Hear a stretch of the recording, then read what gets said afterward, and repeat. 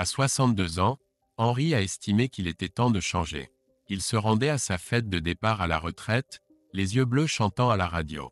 Martha et lui avait rêvé de ce moment, planifiant des aventures pour lesquelles il n'avait jamais eu le temps. Ces 2 dernières années, il avait travaillé et entretenu la maison, restant occupé pour fuir les souvenirs. Maintenant, c'était le moment de passer à autre chose. Le père de Henri lui avait décroché un emploi chez General Motors juste après le lycée. Ils avaient même gardé son poste pendant qu'il servait 2 ans dans l'armée, le comptant comme service continu. 42 ans avec une seule entreprise, c'est rare de nos jours. Henri rencontra Martha au mariage d'un ami peu de temps après son retour. Elle était demoiselle d'honneur, fraîchement célibataire. Une seule présentation avait suffi. Ils avaient passé toute la nuit ensemble, et Henri ne parlait pas seulement de la réception. Peut-être était-ce l'excitation post-service, ou peut-être simplement le fait d'être un jeune homme de 22 ans, mais il la voulait. Cette nuit-là, ils firent l'amour. Son corps était doux et chaud, elle sentait incroyablement bon. Henri savait qu'il voulait qu'elle soit plus qu'une aventure d'un soir. Le lendemain matin, elle s'excusa, disant qu'elle n'était pas ce genre de fille. Henri lui demanda si elle était sobre maintenant. Quand elle répondit oui, il demanda de faire l'amour à nouveau. Ils le firent, et ils savaient qu'ils seraient ensemble pour toujours. Ils sortirent ensemble, passant chaque moment libre ensemble. Elle travaillait dans une pharmacie locale. 3 mois plus tard, elle était enceinte. Henri lui fit sa demande sans hésiter. Ils eurent une petite cérémonie et réception avec la famille et les amis. Au cours des 16 années suivantes, ils eurent 6 enfants et 2 fausses couches. La vie était ce qu'Henri pensait être normal, des bons moments, des mauvais moments et d'innombrables activités pour enfants. 4 garçons et 2 filles les maintenaient constamment occupés. Martha mettait toujours les enfants en premier, même pendant les vacances. Elle disait qu'il voyagerait seul quand Henri prendrait sa retraite et que les enfants quitteraient la maison. Et maintenant, voilà Henri, retraité et seul. Leur vie sexuelle avait naturellement diminué après l'arrivée des enfants. Trouver du temps seul était déjà assez difficile, sans parler de faire l'amour. Ils avaient toujours des moments spéciaux, comme leurs anniversaires. Henri aurait dû réaliser que la plupart des couples mariés traversent la même chose. C'est juste une partie de la vie. Après leur 4e enfant, ils avaient besoin de plus d'espace. Henri acheta une ferme de 300 acres avec une maison de 6 chambres. Martha et lui convinrent que ce serait bon pour les enfants, qui la remplirent bientôt d'animaux de la 4H. Henri a gravi les échelons chez General Motors, devenant ajusteur-monteur. Entre son salaire et la location des terres agricoles, ils l'ont payé en 25 ans, même avec les dépenses de scolarité des enfants. La vie n'était pas toujours facile. Ils avaient leur part de disputes, et une fois Henri était parti une semaine après une grosse dispute. Puis vint la réunion des 15 ans de Martha. Henri accepta à contre-cœur d'y aller, mais la jalousie prit le dessus. La regarder danser avec d'anciens camarades de classe, surtout ce type Bradley, le rendait mal à l'aise. Il avait trop bu et rumina en silence sur le chemin du retour. Le lendemain, le travail était l'enfer. Henri appela Martha pour lui dire qu'il serait en retard, mais ils finirent tôt. En rentrant chez lui, il trouva une voiture de location dans l'allée.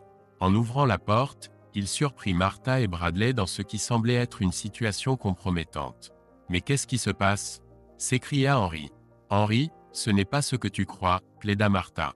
Henri perdit son sang-froid. On dirait que ce salaud a les mains baladeuses. Bradley essaya d'expliquer, mais Henri le poussa violemment sur la table basse. Martha lui cria d'arrêter, assurant qu'il n'avait rien fait de mal. Mais Henri en avait assez vu. « Si tu veux ce salaud, tu peux l'avoir, cracha-t-il. Pour ce que j'en sais, il est peut-être le père de Jeffrey. » Henri le frappa et partit furieux. Sans savoir où il allait, juste en colère. Il regretta le commentaire sur Jeffrey, mais tout le monde dit des choses qu'ils ne peuvent pas reprendre. Les cris de Martha s'estompèrent alors qu'il s'éloignait dans son camion. Après quelques minutes, Henri décida de retourner et de corriger ce type. Mais sa voiture avait disparu lorsqu'il arriva. Évitant Martha, il trouva un motel bon marché en ville avec un bar à côté. Henri mit de la musique sur le jukebox, jouant « That's Life » de Frank. Alors que Sinatra chantait sur le fait de se relever, Henri pensa « Si Martha peut coucher, moi aussi ». Henri rencontra une femme mariée au bar. Son mari était en « voyage d'affaires » avec sa secrétaire. Ils se saoulèrent et se dirigèrent vers sa chambre. Henri se vengea de Martha cette nuit-là. La première et unique fois qu'il a trompé. Le lendemain matin, la raison revint. Henri appela malade au travail. Evelyne partit et il rentra chez lui pour faire ses bagages pendant que tout le monde était absent. De retour au motel, il but et essaya de réfléchir à sa prochaine étape. Au travail, Paul mentionna que sa femme Judith avait parlé à Martha. Elle disait que c'était un malentendu et que Martha devait s'expliquer. Henri balaya cela, gardant ses problèmes pour lui. Quelques jours plus tard, Judith interpella Henri après le travail. « Henri, Martha t'aime. Personne d'autre. Laisse-lui une chance de s'expliquer. » Il les écarta, retournant au motel. Henri appela chez lui. C'est Jeffrey qui répondit. La situation était loin d'être résolue, mais au moins il avait pris contact. Henri savait que Martha n'était pas encore rentrée et voulait vérifier que les enfants allaient bien. « Papa, où es-tu? Quand rentres-tu à la maison? Maman a dit que vous vous étiez disputés. Je serai là dans quelques jours. J'ai besoin de prendre du recul avant de parler à ta mère. Tout va bien? Tout va bien, papa, sauf que maman s'inquiète. Reviens vite à la maison, s'il te plaît. » Tous les enfants lui parlaient, lui demandant quand il reviendrait.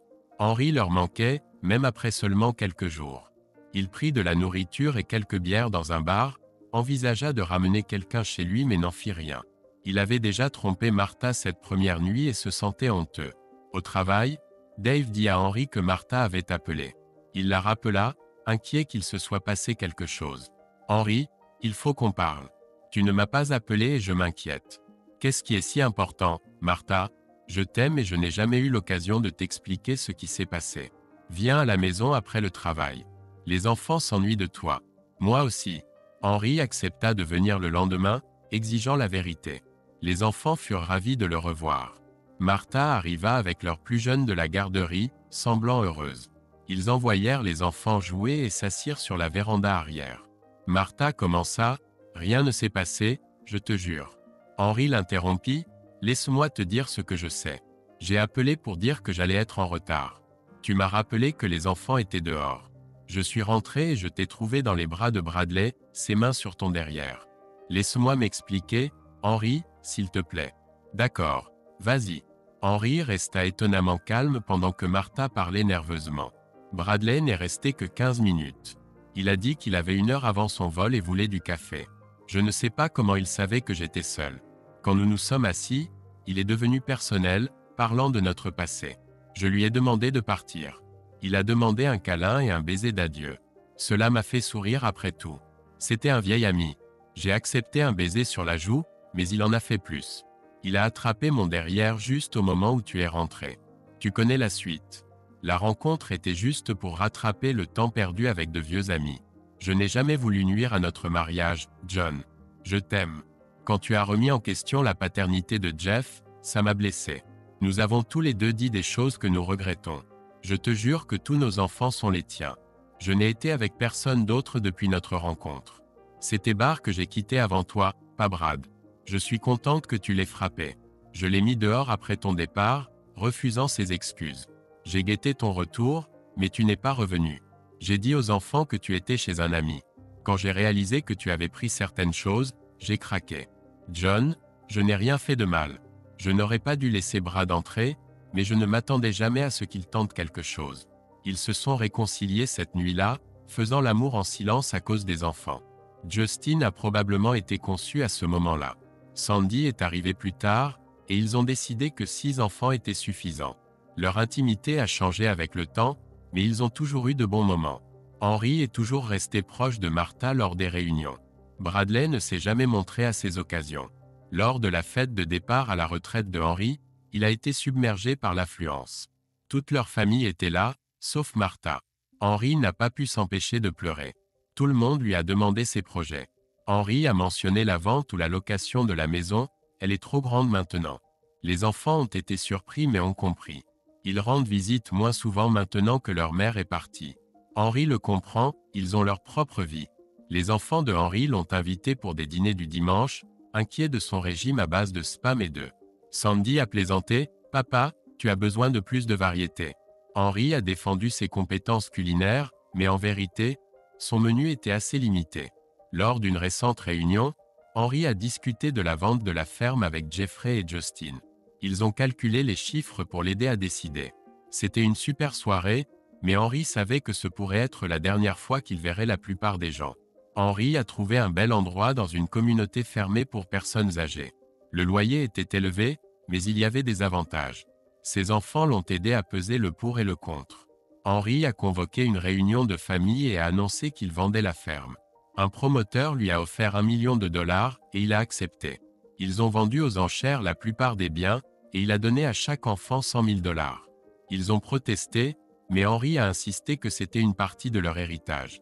Le nouvel appartement de Henri était confortable. Les enfants l'ont aidé à emménager et ont exploré la communauté.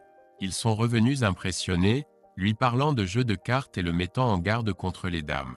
Le propriétaire du condo a embauché Henri comme plombier de garde lorsqu'il a appris ses compétences. Cela lui donnait quelque chose à faire et un peu d'argent supplémentaire. La vie était belle. Henri avait un horaire pour rendre visite à ses enfants, et il semblait excité de la voir. C'est tout ce qu'un père pouvait demander. Le 3e jour, Henri a obtenu son premier travail de plomberie. Le petit-fils d'une femme avait essayé de faire passer son jouet dans les toilettes. Elle était sympathique, s'excusant à plusieurs reprises. Henri l'a assuré que ce n'était pas un problème, c'était pour ça qu'il était là. Il a soulevé les toilettes, trouvé le jouet, remplacé le joint et utilisé de nouveaux boulons. 2 heures, $40. Facile. Pendant 2 semaines, Henri a reçu en moyenne 3 appels par semaine, la plupart prenant moins d'1 heure. Le mardi soir, il est allé au centre communautaire. Il a rencontré des hommes jouant aux cartes, leur évasion hebdomadaire de leurs femmes. 8 hommes, un veuf. Principalement des retraités, d'anciens hommes d'affaires. Ils ont échangé des histoires sur leurs femmes, comment la retraite signifiait moins de repos. C'est pourquoi certains ont déménagé dans cette maison de retraite. Moins de travail. Ils ont colporté des ragots sur les femmes, la jalousie et une certaine Nora.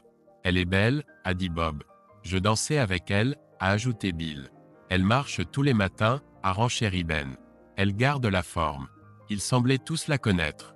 Et Henri, tu aimes le baseball? A demandé Ben. Nous avons un voyage en bus à Cincinnati. Pour certains, c'est une journée loin de la femme. Il s'est excusé, se souvenant qu'Henri avait perdu la sienne. Henri a dit qu'il y irait probablement. 2 jours plus tard, appel tard dans la nuit. Madame Norman, évier bouché. Henri a fixé un rendez-vous pour 8 heures du matin. Le lendemain matin, une beauté a répondu à la porte. La quarantaine, une beauté naturelle. Je suis Nora Norman, a-t-elle dit. Bingo, la Nora dont ils avaient parlé. Elle a montré à Henri son évier de lavage de cheveux, bouché par son activité secondaire. Pendant tout ce temps, Henri ne pouvait s'empêcher de la regarder. Short blanc, chemisier simple, mais naturellement sexy. Ce travail venait de devenir intéressant.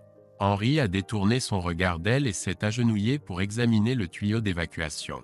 Attrapant la clé, il a positionné un seau et des serviettes sous le siphon. Juste au moment de commencer, le sourire de Nora a attiré son regard. « Qu'est-ce qui te fait rire ?» a demandé Henri. « Désolé, j'ai entendu des histoires sur les plombiers et leurs. Tu sais, ça m'a fait rire. Tu ne verras pas le mien. J'ai mis une chemise longue exprès. Je ne pense pas que les gens veulent voir le derrière d'un vieil homme, a plaisanté Henri. Je n'aurais pas dû dire ça, s'est excusé Nora. Ce n'est pas grave. Peut-être qu'on jouera à « Montre-moi le tien » un jour. Pour l'instant, ce siphon a besoin d'être nettoyé. Nora est partie en riant pendant que Henri se mettait au travail. L'eau a jailli dans le seau, révélant un siphon bouché par des cheveux. Henri a tout nettoyé, et Nora est revenue lui offrir du café. Autour de tasses dans la cuisine, la curiosité a eu raison de Henri. « Madame Norman, est-ce votre condo? Je croyais qu'il fallait avoir 55 ans pour vivre ici. » Elle a souri. « S'il vous plaît, appelez-moi Nora. C'est le mien pour l'instant. J'ai en fait 53 ans. » Henri a remarqué sa bague de mariage. « Votre mari a de la chance. Rodney est décédé l'année dernière. Je suis tellement désolé. Ma femme est décédée il y a 2 ans. » Elle toucha sa main, une chaleur rayonnante. « Nous avons cela en commun. Rodney est décédé dans un accident d'avion. C'était difficile, même si nous étions mariés depuis quelques années seulement. » Ils ont parlé pendant des heures.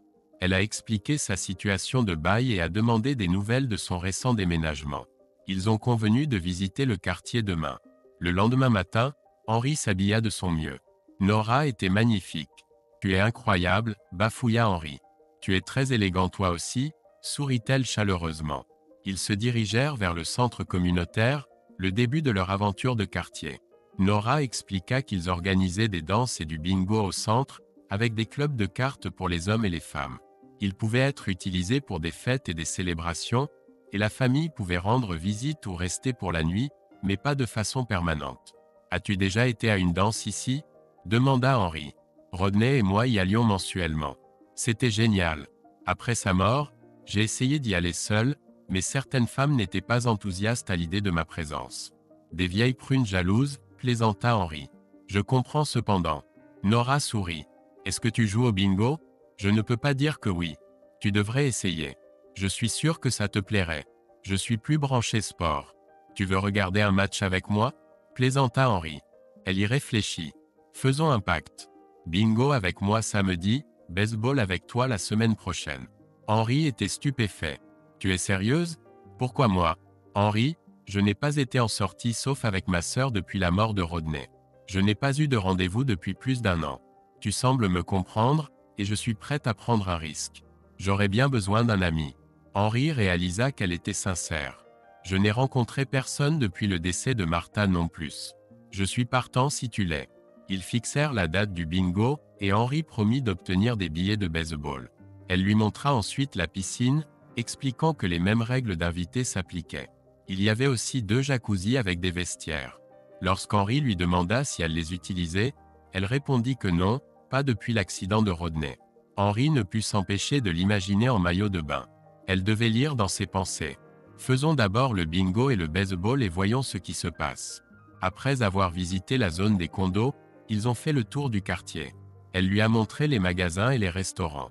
Ils se sont arrêtés dans un petit café pour déjeuner. On paiera chacun notre tour, dit-elle. Pas question, Nora. Tu as été une guide incroyable. Le déjeuner est pour moi. Ce n'est pas nécessaire. J'insiste. Je suis old school. Un homme paye pour son rendez-vous. Ils rirent. Donc c'est un rendez-vous? Demanda-t-elle. Je ne suis pas sûr. Cela fait des lustres que je n'ai pas invité une femme à sortir. Pendant le déjeuner, ils ont partagé davantage sur leur vie. Nora avait été mariée avant Rodney, pendant plus de 20 ans à un cadre d'entreprise. Elle avait ouvert un salon de beauté pour s'occuper pendant ses absences fréquentes. Elle a un fils en Allemagne qu'elle a vu 3 fois en 15 ans, son mariage, la naissance de son petit-fils et les funérailles de son ex-mari il y a 7 ans. Après la mort de son premier mari, elle s'est investie dans le salon. C'est là qu'elle a rencontré Rodney. Il était un ami de son premier mari, divorcé et un habitué de son salon. Ils ont commencé à sortir ensemble et se sont finalement mariés. En tant qu'homme d'affaires, il voyageait moins et a pris sa retraite tôt. Ils ont déménagé dans un appartement où elle continuait à coiffer. Nora travaillait du mardi au jeudi, restant en forme en marchant ou en courant la plupart des matins. Elle a invité Henry à se joindre à elle, ce qu'il a considéré comme un moyen de la voir plus souvent et de faire de l'exercice. Samedi après-midi, Henry a rendu visite à Nora dans son appartement à proximité. Ils sont allés jouer au bingo au centre communautaire, quelque chose que Henry n'aurait jamais pensé faire. L'endroit était bondé, principalement de femmes. Beaucoup ont été surpris de voir Nora avec un homme. Henry a acheté une carte de bingo, se sentant idiot quand Nora en a eu 16. Elle en jouait habituellement 24 mais voulait discuter. Ils ont joué 7 parties. Henry n'a pas gagné une seule fois. Nora l'a aidé à suivre et a même remporté une partie elle-même. Henry a fini par gagner 2 $, tandis que Nora en a perdu un peu. Henry lui a rappelé leur prochain match de baseball, et elle lui a demandé d'acheter un maillot des Reds. Henry a réalisé qu'il aimait vraiment cette femme. Le dimanche, Henry a dîné avec ses enfants. Il leur a dit qu'il aimait son nouvel endroit et a mentionné jouer aux cartes et aller à un match de baseball, mais n'a pas évoqué Nora. Le lundi matin, Henry est arrivé tôt chez Nora pour leur sortie au centre commercial, la surprenant. Il avait décidé d'essayer de marcher les lundis, mercredis et vendredis. Henry, dit quelque chose, a encouragé Nora en revenant de sa marche matinale. Café? Henry a remarqué qu'elle transpirait dans son survêtement. Je reviens dans 1 heure. On pourra aller au centre commercial pour des chaussures de marche. Plus tard, au magasin de sport, Nora a essayé un t-shirt rouge de Cincinnati. Comment je suis? A-t-elle demandé en souriant. Comme une adolescente à son premier match, a taquiné Henry. Peut-être déboutonner quelques boutons? Elle a joué le jeu, puis s'est rapidement reboutonnée. D'accord, pervers.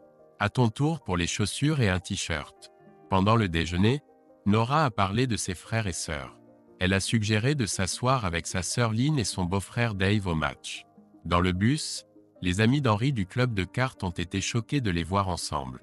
Henry ne pouvait s'empêcher de sourire. « Pourquoi ce sourire ?» a demandé Nora. « Je profite simplement des réactions des gars », a admis Henry. Dave a demandé comment ils s'étaient rencontrés. Henry a plaisanté, elle a appelé pour nettoyer ses tuyaux. Nora lui a donné un coup de coude en riant. Il est le plombier de la copropriété, espèce d'idiot. Au match, Nora était dans son élément, elle encourageait, prenait une bière et un hot dog, chantait « Take me out to the ball game ». Sur le trajet du retour, elle s'est assoupie sur son épaule. Le dimanche, Henry a dîné chez ses enfants mais n'a pas mentionné Nora. Le lundi matin, ils ont commencé leur nouvelle routine de marche ensemble. Ils faisaient parler d'eux à la copropriété, bien qu'ils ne soient que des amis. Se tenant la main pendant les jeux et s'asseyant en face l'un de l'autre au bingo, ils plaisantaient mais ne franchissaient jamais cette ligne. Henry en avait envie, mais craignait de perdre leur amitié. Le mois suivant, ils alternaient les activités. Nora, aussi sophistiquée qu'elle était, a présenté Henry au musée d'art. Henry a été surpris de voir à quel point il les appréciait. Après un match de baseball, Lynn a demandé à Nora à propos du prochain bal. Nora n'était pas sortie depuis la perte de son mari. Henry lui a proposé d'être son cavalier, malgré ses 2 pieds gauches. Alors que les pensées de Henry pour Nora grandissaient, celles de Martha s'effaçaient. Cela l'a amené à réfléchir à la façon dont leur mariage aurait pu être meilleur s'il avait passé plus de temps ensemble au lieu d'attendre la retraite. Lynn, la sœur et meilleure amie de Nora, était la source d'informations de Henry sur Nora. Au bal, ils attiraient les regards. Dave a commandé des boissons, et après quelques chansons rapides, une lente a été jouée. Henry a serré Nora contre lui, lui disant à quel point elle était belle. Elle a souri, disant qu'il n'avait pas l'air mal non plus. Pendant la prochaine danse lente, Nora a enlacé le cou de Henry. « J'aime beaucoup mieux comme ça », a-t-elle dit. Henry ne pouvait être plus d'accord. La jalousie l'a frappé quand un autre homme a dansé avec Nora. Cela a rappelé à Henry Martha, et il n'a pas pu s'empêcher de fixer le gars. Lynn a remarqué et a emmené Henry pour danser. « Henry, je sais que c'est dur, mais essaie de ne pas être jaloux », a-t-elle dit. « Ce n'est qu'une danse. Elle tient vraiment à toi. Nous ne sommes que de bons amis, Lynn, » a dit Henry. « Des bêtises. Elle tient à toi, Henry. Je la connais mieux que quiconque. Ne gâche pas tout pour une danse. Nora peut se débrouiller seule. Ce n'est qu'une danse, pas une demande en mariage. Regarde-la, puis regarde-moi. Pourquoi se soucierait-elle d'un plombier à la retraite? Arrête ça. Tu es un super gars avec une personnalité amusante. Nora est spéciale, mais elle n'est pas bien toute seule. Ses 2 premiers maris, ils étaient minables. L'ont utilisée pour son apparence et sa personnalité. Les 2 ont trompé.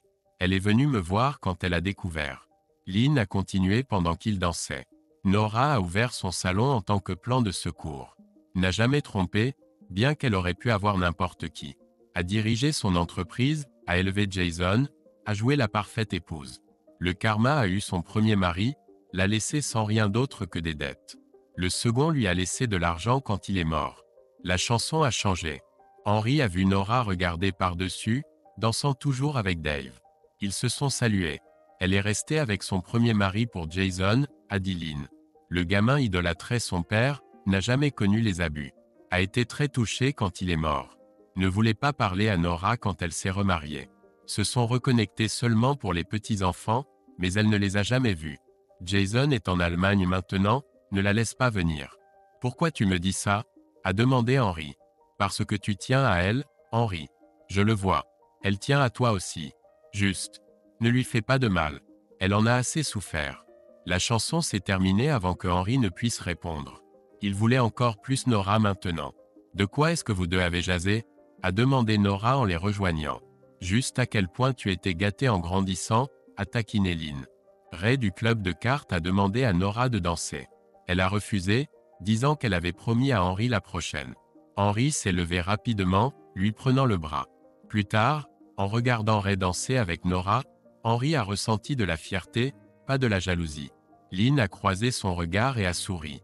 Quand Nora est revenue, Lynn a suggéré. Laissons tomber cette soirée et allons dans le jacuzzi. Il sera vide à cette heure-ci. Tu es folle, Lynn. On ne peut pas partir comme ça, a protesté Nora. Pourquoi pas? C'est ouvert toute la nuit, a ri Lynn. D'ailleurs, quand j'ai dansé avec Henri, il a mentionné vouloir te voir en maillot de bain. Nora se tourna vers Henri. Est-ce vrai, Henri? Henri sourit. Quelle partie? Que je l'ai dit, ou que j'aimerais te voir en maillot de bain? Vous êtes tous les deux des ennuis, soupira Nora. Maman a toujours dit que tu étais le mouton noir, Lynn. Alors, jacuzzi dans 15 minutes? Lynn n'attendit pas de réponse, partant avec Dave. Nora regarda Henri avec impatience.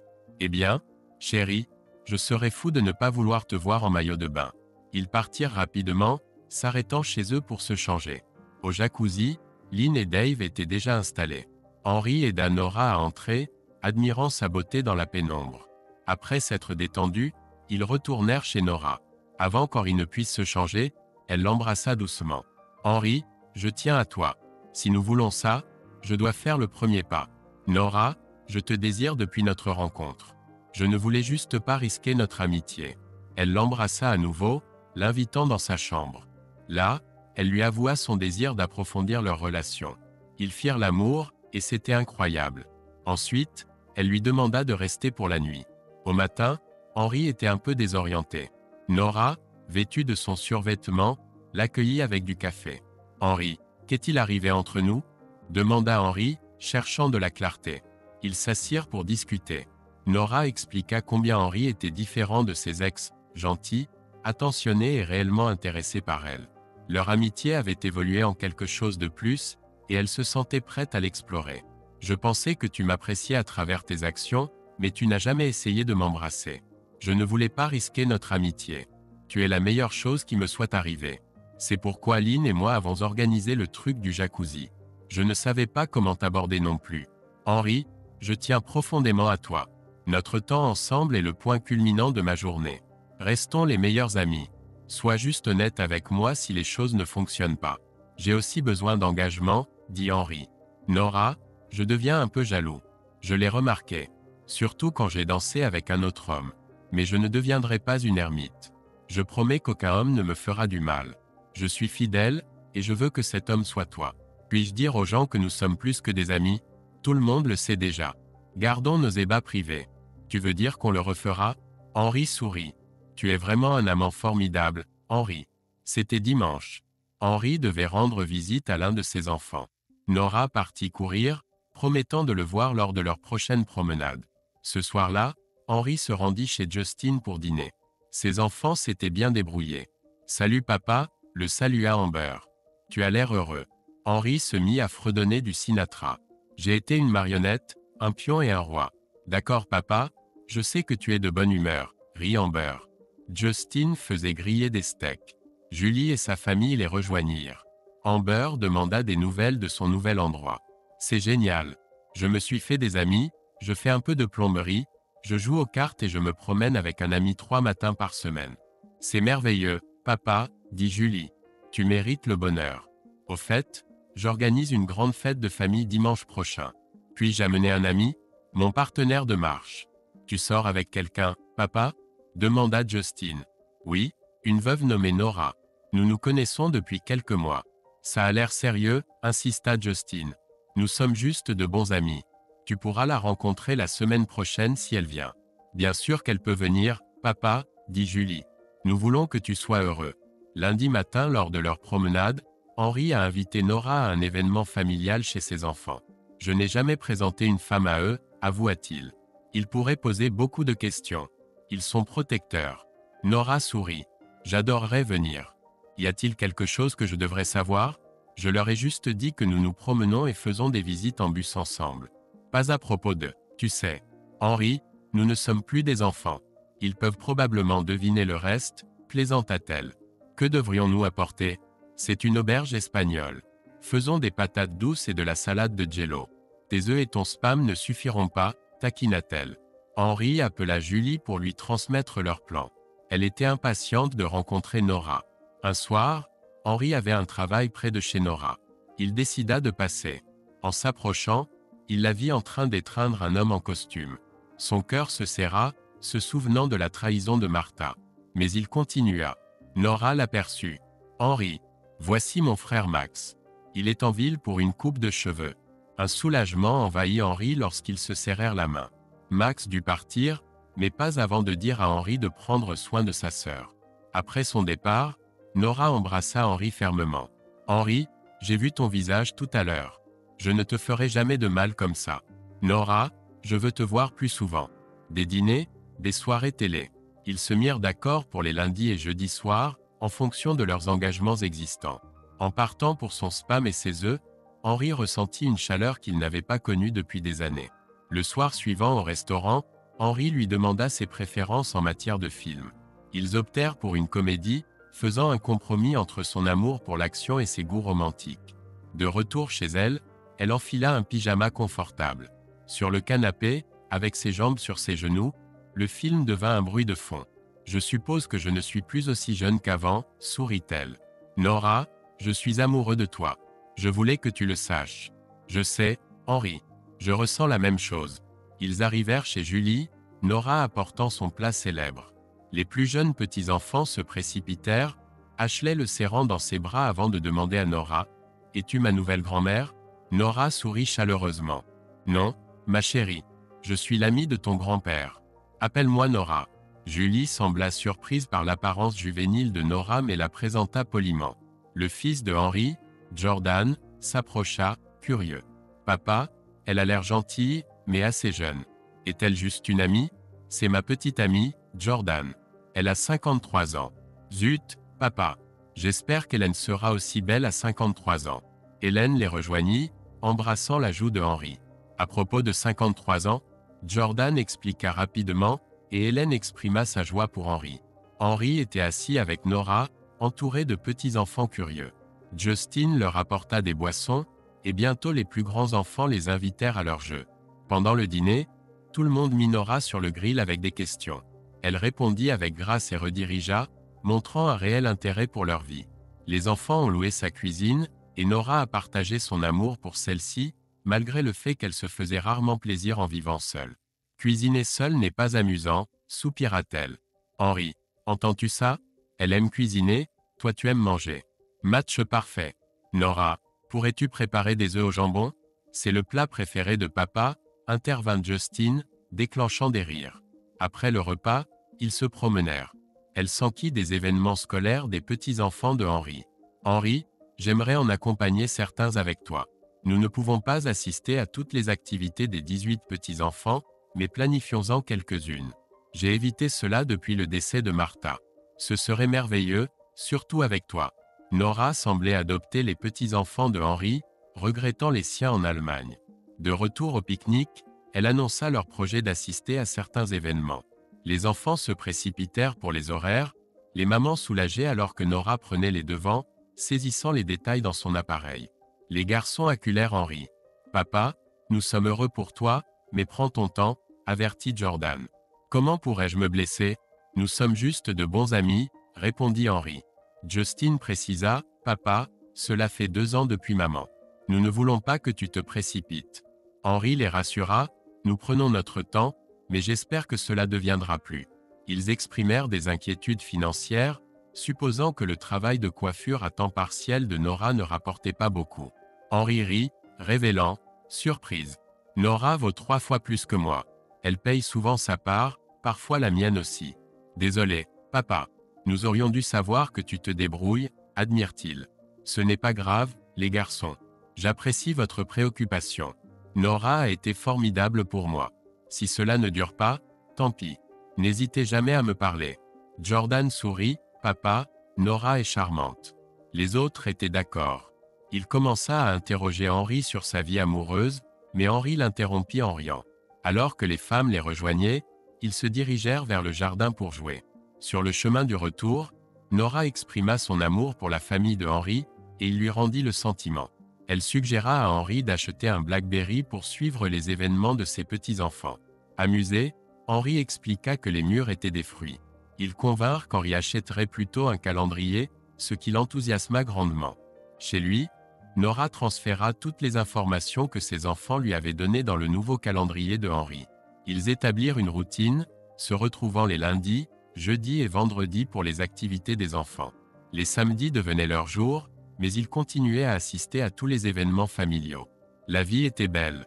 Lors de ses jours de congé, Henri cuisinait des œufs au jambon. Ils conservaient leur club de cartes séparés, mais dînaient souvent ensemble. Les compétences culinaires de Nora impressionnaient Henry les soirs où elle préparait le dîner. Leur intimité grandissait, avec des moments d'amour environ une fois par semaine et beaucoup de moments affectueux entre les deux. Les dimanches restaient des journées en famille pour Henry, tandis que Nora rendait visite à sa sœur. Lors des réunions de famille, Nora était toujours un sujet brûlant. Une fois, Stuart demanda des informations sur leur relation. Nora expliqua élégamment leur lien, mettant en avant la gentillesse et le respect de Henry. Stuart fut surpris, surtout en entendant Nora qualifier Henry de son amant. Le temps s'écoulait paisiblement jusqu'à ce que Nora reçoive des nouvelles décevantes. Son association de copropriétaires ne renouvellerait pas son bail en raison de restrictions liées à l'âge. Henry lui assura qu'il trouverait une solution et décida d'assister à la prochaine réunion de l'association. Malgré leur présence, ils maintinrent leur position en invoquant la politique. La situation les laissa réfléchir à leur prochaine démarche. « Monsieur, j'accepte votre décision. » Nora parut surprise alors que Henry continuait. « J'aimerais changer pour l'appartement de Nora. Il est plus grand et mieux situé. » Le conseil, pris au dépourvu, consulta leurs règles et accepta, à condition que Henry signe un nouveau bail de 3 ans. Monsieur Mason intervint. « Personne de moins de 55 ans ne peut vivre avec vous. » Anticipant son inquiétude, Henry précisa « Ma femme n'a pas besoin d'avoir 55 ans, n'est-ce pas ?» Ils confirmèrent, leur rappelant que Nora et Henry n'étaient pas mariés. « Nous le serons lorsque son bail arrivera à expiration, » répondit Henry. Nora éclata en larmes alors que le conseil souriait, expliquant qu'ils transféreraient l'appartement une fois qu'ils auraient fourni un certificat de mariage. Dehors, Henry fit sa demande. « Veux-tu m'épouser et faire de moi l'homme le plus heureux ?» Nora hésita. « Je pensais que tu ne te remarierais jamais, Henry. » Henry se confia. « C'était avant toi. Tu es ma vie désormais, Nora. » Elle accepta. « Oui, je veux t'épouser. » Henry organisa une réunion de famille, annonçant leur fiançailles. Julie sourit. « Nous savions que cela arriverait, papa. » Henry exposa leur projet pour un mariage à l'église et une réception dans la salle de la copropriété. Nora invita ses frères et sœurs ainsi que leur famille. Son fils Jason fut invité mais peu probable qu'il vienne. Tout se mit rapidement en place, l'église, le pasteur, le lieu de réception. Henry invita même le comité de la copropriété.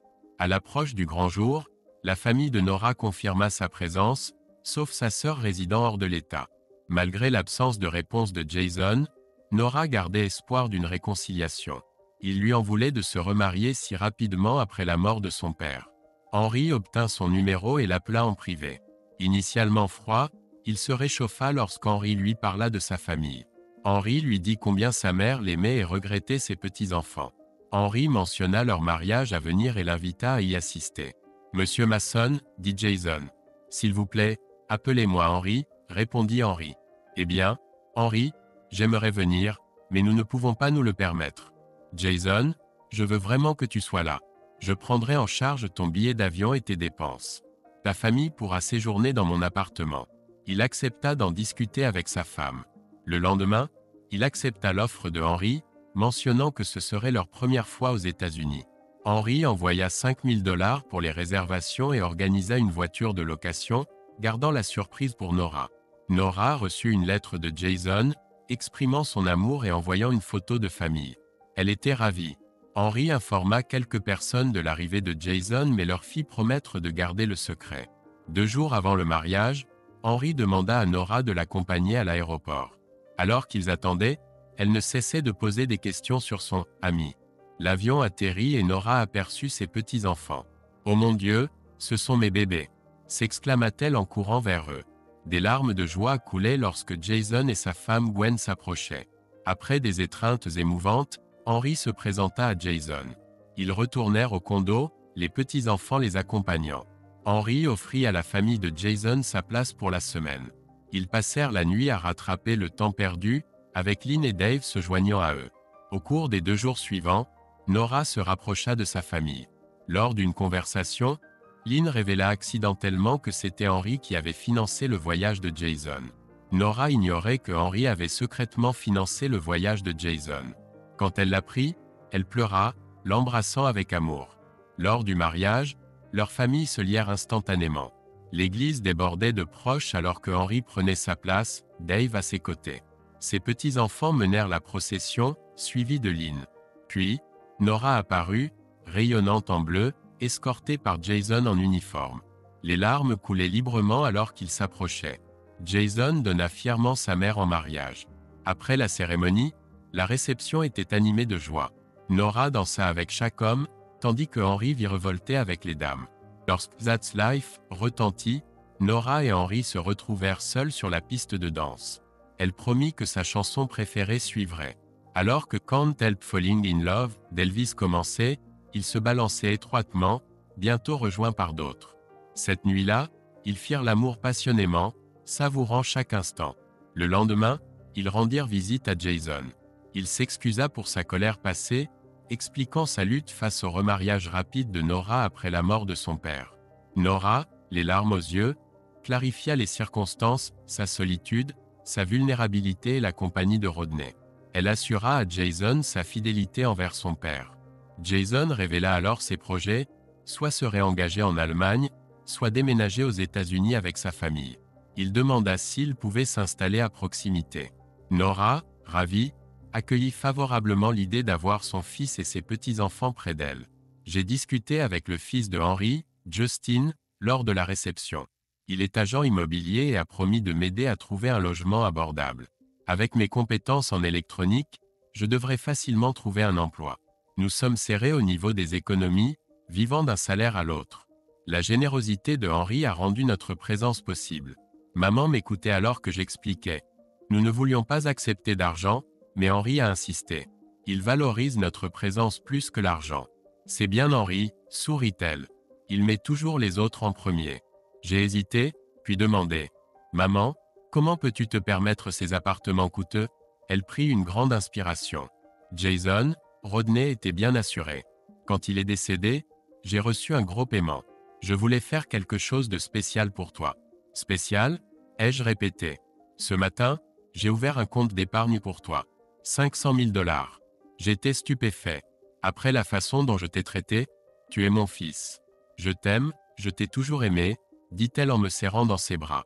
J'ai également mis en place des fonds pour les études des enfants, 25 000 $ chacun. Elle me tendit une carte de crédit. Utilise-la où tu veux. Peut-être pour acheter une maison à proximité? Gwen entra avec les enfants, enthousiaste à propos de la piscine. Je me tournai vers elle, et si on déménageait dans l'Ohio? Des larmes et de la joie remplirent la pièce. Épilogue. 1 an plus tard, Henry et Nora ne pouvaient être plus heureux. Jason et Gwen ont acheté une maison à proximité, trouvée par Justin. Jason a ouvert un magasin d'électronique. La famille élargie s'est rapprochée, avec tous les petits-enfants appelant Nora « grand-mère ». Henry et Nora marchent toujours quotidiennement, faisant parfois du vélo. Ils apprécient les voyages en bus et les soirées douillettes. Leur vie amoureuse reste active, parfois avec un petit coup de pouce bleu. Comme le dirait Franck, c'est la vie.